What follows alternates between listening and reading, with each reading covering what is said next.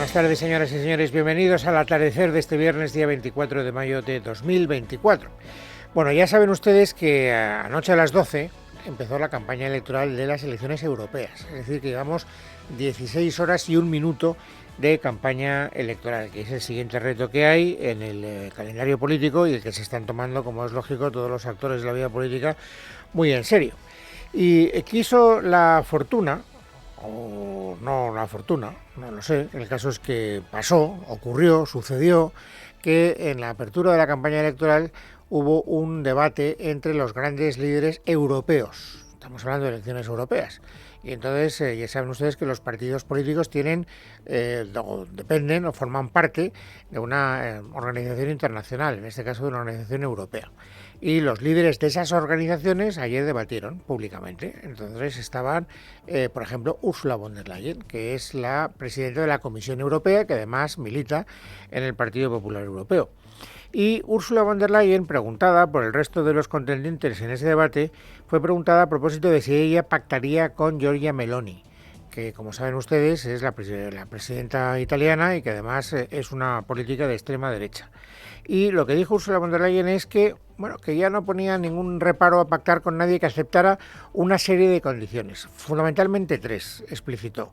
Una, que fueran proeuropeos; otra, que fueran contrarios a Putin; y otra, que defendieran el Estado de Derecho.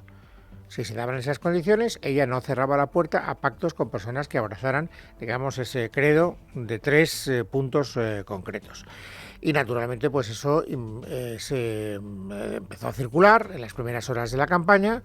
Lo primero que sabemos, estoy contextualizando para que ustedes vean cómo ha arrancado la campaña y cuál es, digamos, la mercancía informativa sobresaliente hasta ahora. Le preguntaron a Feijóo, dado que Ursula von der Leyen es del Partido Popular Europeo, le dijeron, oiga, ¿y usted también pactaría con Meloni? Y entonces Feijóo dijo una cosa muy parecida a Ursula von der Leyen.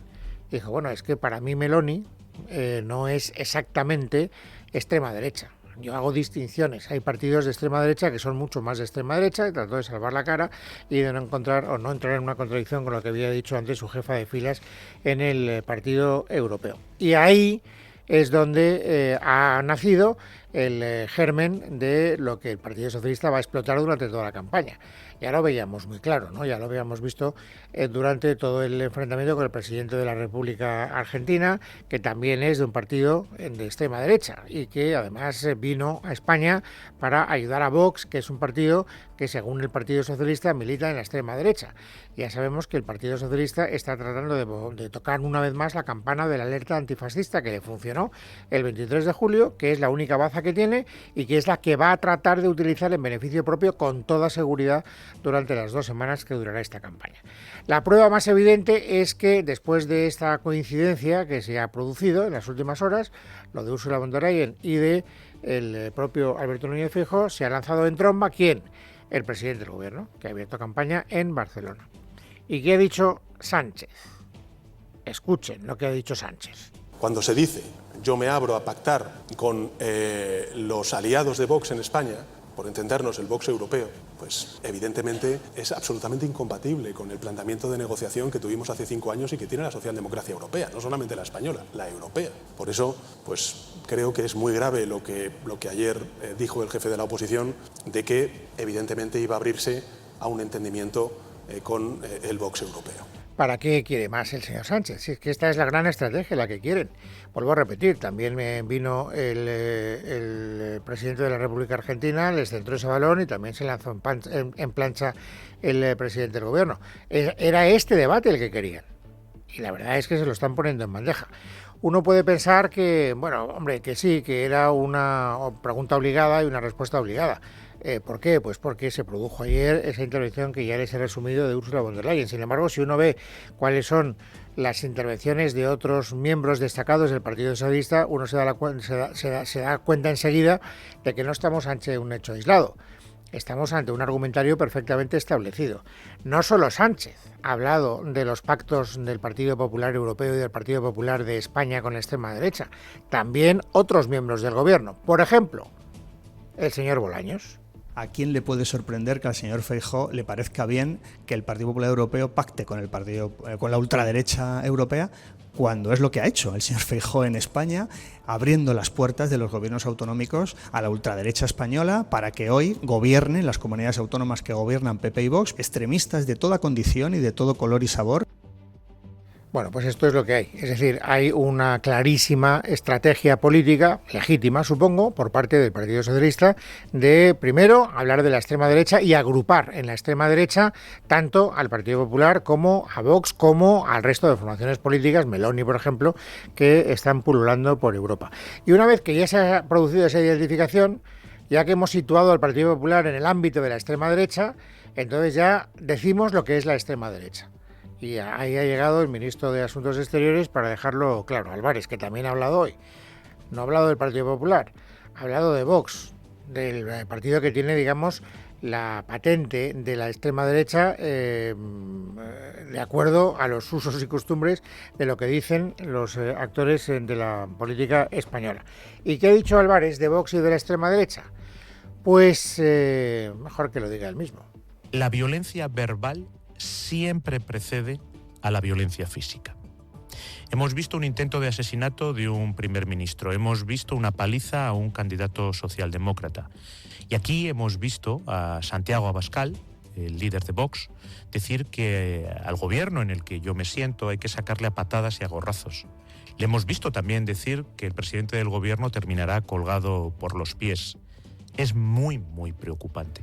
Ya, bueno, pues esto es lo que hay. Es decir, que esto es lo que dice el señor Abascal, como el señor Abascal cada vez está más cerca políticamente del señor Feijóo, o el señor Feijóo del señor Abascal, y como además ese movimiento europeo está siendo refrendado por Ursula von der Leyen, que sepan todos los españoles que votar a cualquiera de esos partidos es votar el anticipo de un lío en el que vamos a terminar a gorrazo limpio desde el punto de vista físico, dice el señor Álvarez, porque la violencia política siempre antecede lo que es la violencia física. Bueno, ya lo han escuchado y no lo voy a glosar. Este es el terreno en el que se quiere plantear la campaña electoral por parte de la izquierda. Problema, pues que antes se coge a un incoherente que a un cojo.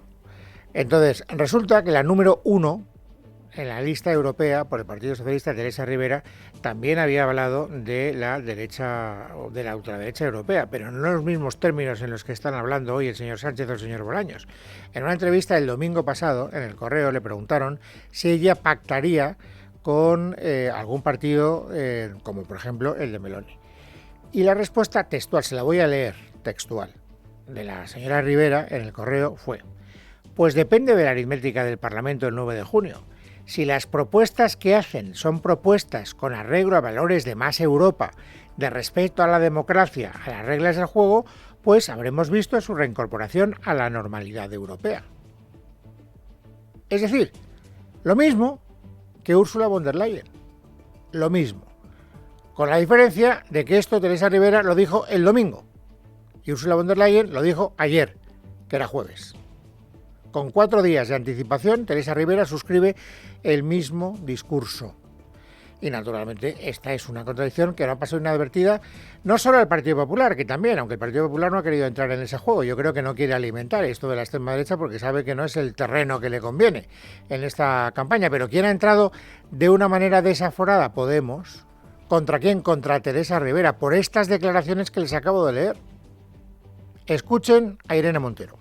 Estamos también enormemente preocupadas por ese particular querido Georgia que ha dado hoy la vicepresidenta del Gobierno y candidata del Partido Socialista a las elecciones europeas.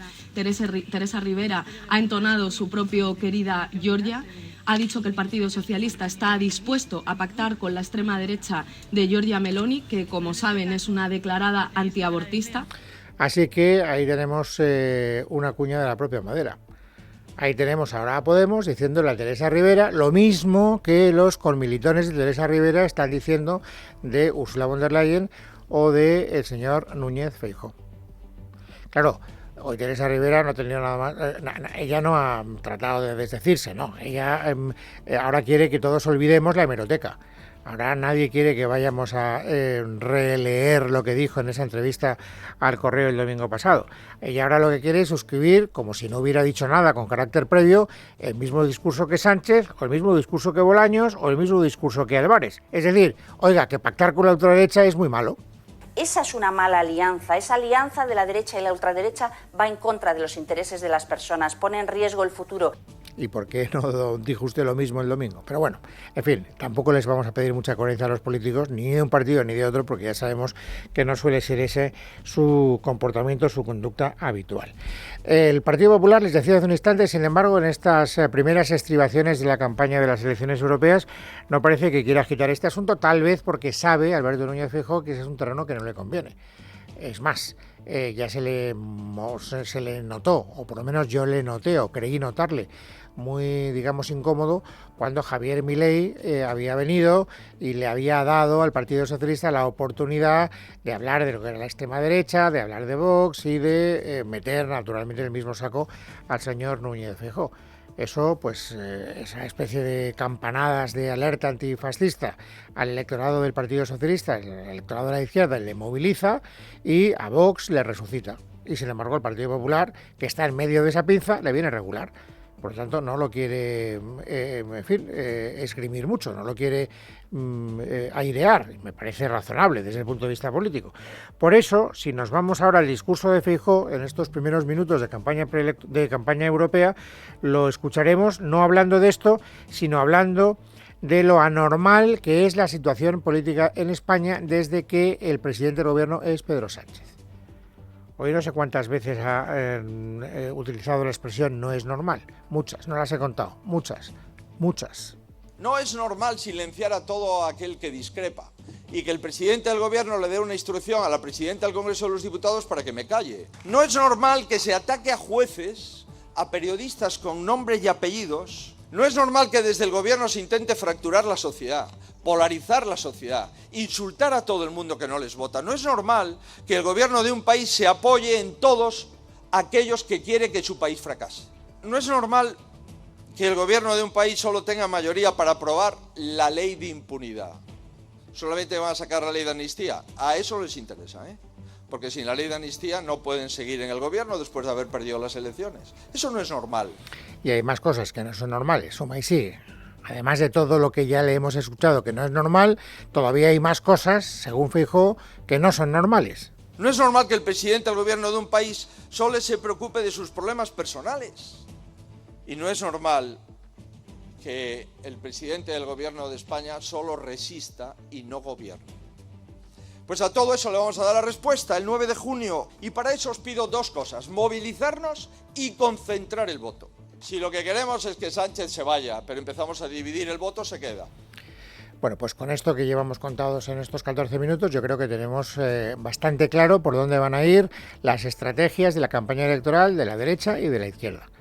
La izquierda va a volver a hacer sonar desde los grandes campanarios de todas sus atalayas la alerta antifascista, y la derecha, es decir, el Partido Popular, por lo menos el Partido Popular, no lo sé Vox, lo que va a hacer es, hay que conseguir que el sanchismo dure lo menos posible y por lo tanto hay que concentrar el voto, porque fíjense la enorme cantidad de cosas que no son normales en España desde que Pedro Sánchez es presidente del gobierno. Y esto es lo que les puedo contar de precampaña europea, en el primer día de precampaña europea. Ya iremos viendo cómo avanzan los próximos días. A mí me ha llamado mucho la atención que Feijóo haya hablado poco, por lo menos hoy, no digo que no vaya a hablar en el futuro, que no haya hablado con anterioridad. De lo de Javier Milei habló. Probablemente habló más de lo que a él le gustaba, pero es que estaba obligado porque cada vez que iba a un medio de comunicación le preguntaban por las declaraciones de Milei, lo de la corrupción de Begoña, etcétera, lo que ustedes ya saben. Y ahora tenemos un conflicto abierto y además creciente con Israel, porque ya saben ustedes que Yolanda Díaz ha hecho unas declaraciones. Bueno, primero, el gobierno de España ha anunciado que el día 28 vamos a reconocer el Estado de Palestina, cosa que Israel ha sentado francamente mal, pero es que luego llegó Yolanda Díaz y dijo que había que conseguir que el Estado palestino fuera libre del río al mar, que es una de las consignas que utilizan los nacionalistas palestinos que no reconocen, que quieren aniquilar a Israel, que no quieren que Israel tenga un Estado. Y por lo tanto, pues eso a Israel le ha sentado francamente mal. Ahora veremos hasta qué punto le ha sentado mal. Por eso me sorprende que hoy Feijóo no haya querido entrar en esa cuestión. ¿La ha tocado? Sí, pero muy, muy de refilón. Hemos sido capaces en una semana de romper relaciones con Argentina y ya veremos lo que pasa con Israel. Y simplemente porque en un mitin alguien, de forma absolutamente incorrecta, se refiere a un sumario que afecta a la esposa del presidente. Esto es lo que ha dicho el jefe de la oposición, solo esto. Ya veremos en qué acaba lo de Israel. Bueno, lo de Israel, les digo, está creciendo, el malestar del gobierno israelí está creciendo de una manera progresiva y además bastante acelerada. Lo último que sabemos es que, como consecuencia de esos dos hechos que antes les resumía, en primer lugar el reconocimiento del Estado de Palestina y después las declaraciones de Yolanda Díaz, el gobierno israelí ha prohibido... Con 9 euros, tus padres en su época podían irse a cenar, echar gasolina, montarse en guateque y ahorrar algo. Tú, en tu época, con 9 euros, puedes ir a visitarlos.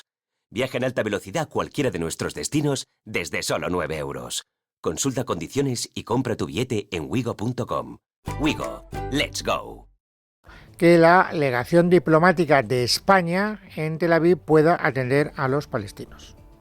Y eso es algo que al gobierno de España le ha sentado especialmente mal. Verónica Jorro. Unas medidas que ha anunciado el ministro de Exteriores israelí, Israel Katz, en su cuenta de X. Allí ha explicado que el gobierno de Benjamín Netanyahu ha decidido cortar la conexión entre la representación de España en Israel y los palestinos y prohibir que el consulado en Jerusalén dé servicios a los palestinos residentes en Cisjordania. Además, como dices, las palabras de Yolanda Díaz han causado mucho malestar en el Ejecutivo israelí, no solo por lo que conllevan, sino también porque el gobierno de Pedro Sánchez no se ha desmarcado de las mismas. Si esta persona ignorante y llena de odio quiere entender lo que realmente busca el Islam radical, que aprenda sobre 700 años de dominio islámico en Al-Ándalus, la España de hoy, ha dicho Katz en su mensaje. La decisión de Israel no ha gustado al gobierno español. El ministro de Asuntos Exteriores, José Manuel Álvarez, ha señalado en una entrevista en RAC 1 que protestará cuando lo estudien a fondo y ha evitado pronunciarse sobre si Díaz debería retractarse. Desde luego, si eso es una decisión tal y como se lee de la literalidad, pero no me quiero tampoco precipitar y ver exactamente lo que es, desde luego protestaremos. En el gobierno de España no hay antisemitas. El gobierno de España es un gobierno tolerante, plural, diverso, que no acepta ningún discurso de odio, incluido el antisemitismo. Álvarez ha defendido que la política exterior en el gobierno la marca el presidente Pedro Sánchez y él como ministro de Exteriores, y ambos han dejado claro en múltiples ocasiones, ha dicho que creen en la existencia del Estado de Israel. Lo que no ha hecho el señor Álvarez, por eso no lo puede contar Verónica Jorro, es salir en defensa de Yolanda Díaz. Tampoco ha querido reprobar demasiado las declaraciones de Yolanda Díaz. Lo que sí que sabemos es que esas declaraciones, desde luego, a Netanyahu, a todos los israelíes le han sentado cuerno quemado. Hoy le han preguntado a Álvarez directamente si él, está de acuerdo con ella, es decir, con las declaraciones de Yolanda Díaz, y si le va a afear la conducta. Y él se ha puesto de perfil. No le tengo que decir a la vicepresidenta lo que tiene que hacer o dejar de hacer, pero desde luego yo sí le digo que la línea en política exterior la marca el presidente del gobierno y el ministro de Asuntos Exteriores. Bueno, pero precisamente por eso estaría muy bien que usted dijera algo en concreto, ¿no? Algo que pudiera de alguna manera suavizar la mala relación que en este momento diplomática tenemos con el gobierno de Israel. Y esto que se le puede reprochar a Álvarez también se le puede reprochar directamente al presidente del gobierno, que antes, cuando hablábamos de la pre-campaña, bueno, ya no pre-campaña, estamos ya en campaña formalmente abierta. O sea, cuando hablábamos de los primeros mítines de campaña, escuchábamos a Sánchez hablar de la extrema derecha, pero no ha querido tampoco dedicarle ni una sola palabra a su vicepresidenta del gobierno. Si tú marcas la política exterior, porque eres el presidente del gobierno, y la vicepresidenta dice algo que, hombre, puede entorpecer esa política exterior, no estaría de más que nos lo dijeras. Más que nada porque así quedaría claro que de verdad quien marca la política exterior eres tú. Y sin embargo él no ha querido hablar de Yolanda Díaz, no ha citado a Yolanda Díaz, no ha hecho ninguna referencia a la frase desafortunada de Yolanda Díaz. A él lo único que le interesa cada vez que le preguntan es recordar que él ha sido uno de los primeros gobiernos europeos en reconocer el Estado palestino. Y está convencido de que esto, de cara al futuro, le reportará algo muy beneficioso. Y es que todos los que nos sucedan recuerden que él estuvo en estos momentos trágicos de la historia en el lado correcto de la historia. Cuando acabe la guerra, y la gente sea consciente de lo que ha sucedido en Gaza, nos daremos cuenta de que hemos sido testigos de uno de los momentos más oscuros del siglo XXI. Y yo quiero que los españoles y españolas, cuando pase eso, cuando ocurra eso, tengan, en fin, el orgullo de ver que su gobierno y su país defendió y estuvo del lado correcto de la historia, en Ucrania y en Palestina. Bueno, esta es la posición del presidente del gobierno, no es nueva. Hoy la ha vuelto a solemnizar, porque habla con esa solemnidad con la que habla una persona que lo único que quiere o lo único que le preocupa o que lo que más le preocupa es el lugar que ocupará después en la historia. También les decía hace un instante que a mí me sorprende que Alberto Núñez Feijóo no quiera utilizar esto, digamos, el contencioso con Israel en estas primeras estimaciones de campañas. De hecho, solo antes lo escuchábamos, una referencia muy de Rondón. Quien sí ha querido entrar a fondo en la cuestión ha sido Isabel Díaz Ayuso, la presidenta de la Comunidad Autónoma de Madrid, que ha cubierto, digamos, ese vacío, no sé si premeditado o no, del señor Núñez Feijóo. Ella sí que ha dicho las cosas hablando desde el fondo del problema. Es la propia comunidad internacional la que advierte que este no es el momento para el reconocimiento del Estado palestino, si bien nadie se niega a ello. Y la comunidad internacional dice que este no es el momento porque esto se interpreta como un premio a los atentados terroristas del 7 de octubre que han sido la causa de la guerra que se está viviendo. Y luego ha insistido en esta misma idea. El fin del terrorismo tiene consecuencias positivas. Crear terror tiene al final unos beneficios. ¿Es rentable? ¿Qué mensaje das? Eso es lo que pienso. Y creo que lo realmente para mí grave es que la vicepresidenta del Gobierno llame al exterminio del Estado de Israel desde el río hasta el mar, que es la proclama de Hamás, y que no pase nada. Bueno, pues estas declaraciones de Isabel Díaz Ayuso, que en el contexto adecuado no parece que sorprendan mucho, no me parece, hombre, uno puede estar de acuerdo o no con las cosas que dice, pero no parece tampoco que haya sacado el pie del tiesto, y sin embargo en el Partido Socialista de Madrid se han rasgado las vestiduras. Pues claro, empezó hablando del terrorismo de Hamás, luego ha hablado del terrorismo de ETA. Si matas te doy ventajas en la política nacional, si matas te doy un Estado. Este es el ejemplo que ella no quería que cundiera, y esto a Lobato, que es el jefe del socialismo en Madrid, le ha indignado y ha decidido pedirle al partido que se querelle contra Isabel Díaz Ayuso. No sé en qué quedará esa querella, pero quiero que también sepan que ese acontecimiento informativo se ha producido hoy, viernes 24 de mayo.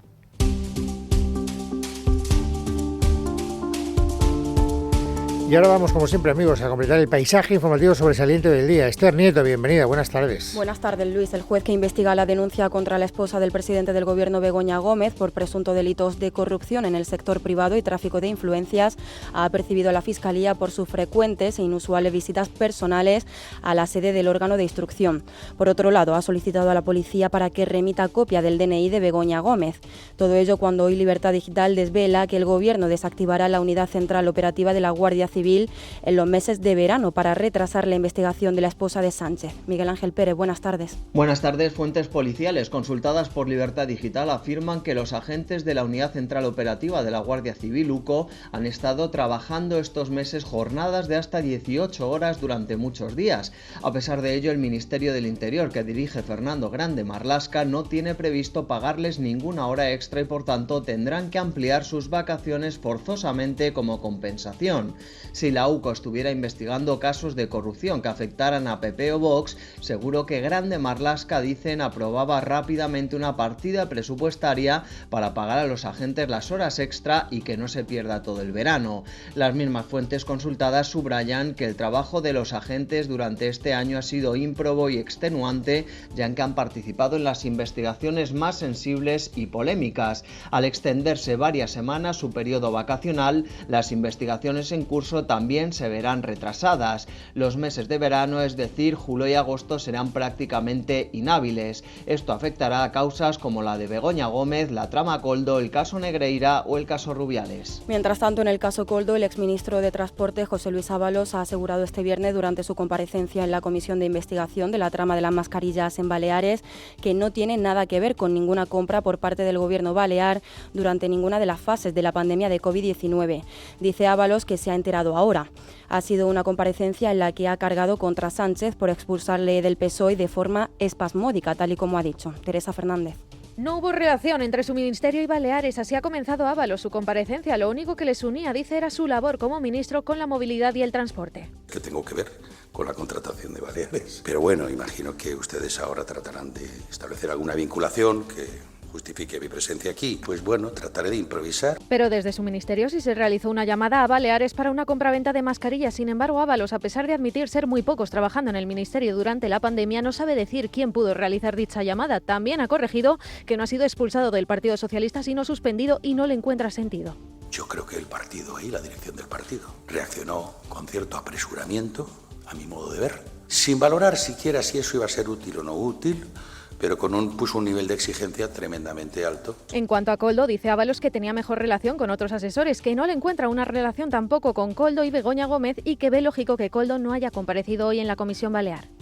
Si tiene un problema con la justicia, entenderá que primero tendrá que ir a declarar a la justicia y resolver. Estas comisiones tienen solo fines políticos, no respetan la presunción de inocencia y salpican a otras personas inocentes, dice Ábalos. Asegura además que nunca ha tenido relación con la empresa Soluciones de Gestión, que de todos sus integrantes solo conocía a Koldo y a Víctor de Aldama. Y hay novedades sobre el caso Negreira. Hoy la Audiencia Provincial de Barcelona ha estimado el recurso del presidente del Fútbol Club Barcelona, Joan Laporta, y rechaza que haya cometido un delito de cohecho. La primera consecuencia de esta decisión es que de manera inmediata se levanta la imputación a Laporta y deja de estar investigado por este delito. Sergio Valentín. Buenas noticias para el Fútbol Club Barcelona y sobre todo para Joan Laporta. La Audiencia de Barcelona ha tumbado el delito de cohecho al considerar que Enríquez Negreira no tenía condición de funcionario público. Esta decisión provoca de manera inmediata que Joan Laporta deje de estar investigado por este delito, pero sigue habiendo otras vías de investigación y siguen siendo investigados Josep María Bartomeu y Sandro Rosell, además del Fútbol Club Barcelona, que todavía puede ser culpado por otros delitos. Después de que la semana pasada la audiencia revocara también la decisión del juez de abrir una pieza separada para investigar un posible blanqueo de capitales, los delitos que todavía se imputan al club y algunos de sus responsables son los de corrupción deportiva, administración desleal y falsedad documental. El Fútbol Club Barcelona se ha manifestado en un comunicado y ha mostrado su satisfacción, y además han añadido que mantienen su convicción de que a través de la justicia se podrán esclarecer los hechos objeto de denuncia y acreditar la absoluta inocencia del club. Y por cierto que el Barça ha confirmado a través de un comunicado el cese del entrenador Xavi Hernández. Joan Laporta le ha trasladado su decisión en la cumbre que han mantenido hoy en la ciudad deportiva. El club pone fin así a la trayectoria de Xavi al frente del banquillo azulgrana, al que llegó en noviembre de 2021. En los próximos días el Barcelona anunciará la nueva estructura técnica que probablemente dirigirá el alemán Hansi Flick, con el que se ha estado negociando los últimos días. También este viernes el Consejo Superior de Deportes ha decidido mantener a Pedro Rocha en la presidencia de la Real Federación Española de Fútbol. El organismo gubernamental se ha comprometido a no suspender al directivo, una decisión que podría suponer un conflicto con la FIFA y la UEFA, como ambas organizaciones dejaron claro hace unos días. Recordamos que Rocha está imputado en la Operación Brody, en la que se investigan presuntas irregularidades en contratos relacionados con la Federación durante el mandato de Rubiales. Y la Fiscalía Provincial de Madrid solicita 3 años de prisión para el hombre que presuntamente acosó e insultó con un altavoz durante 7 meses en 2020 al vicepresidente del Gobierno Pablo Iglesias y a la ministra de Igualdad Irene Montero en su vivienda de Galapagar, y publicó esas acciones en las redes sociales. El Ministerio Público también reclama que el acusado no se acerque a los afectados durante 2 años y que abone una multa de 13.800 euros. El juicio se celebrará el próximo lunes.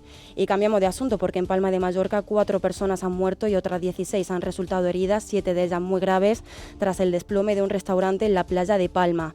Los hechos tuvieron lugar en la noche de ayer, cuando la terraza del establecimiento, situada en el primer piso, se desplomó y colapsó sobre la planta baja y el sótano.